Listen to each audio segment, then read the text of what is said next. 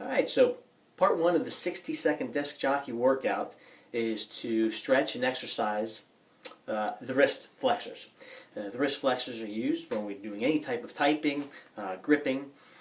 This is more common action than wrist extension. Unless you're a homecoming queen, you probably generally do more of grip type work. So particularly in the case of typing, what tends to happen is the wrist flexors get really tight and they can start to squeeze that nerve that goes into the palm of the hand, creating some numbing or tingling in the fingers. Eventually that can create a diagnosis called carpal tunnel syndrome, where they would actually go in, they cut open that particular area of the wrist and scrape the tendon to free up the nerve. So we want to try to avoid that.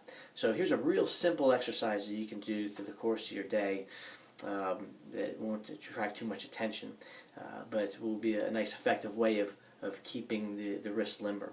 And that is this.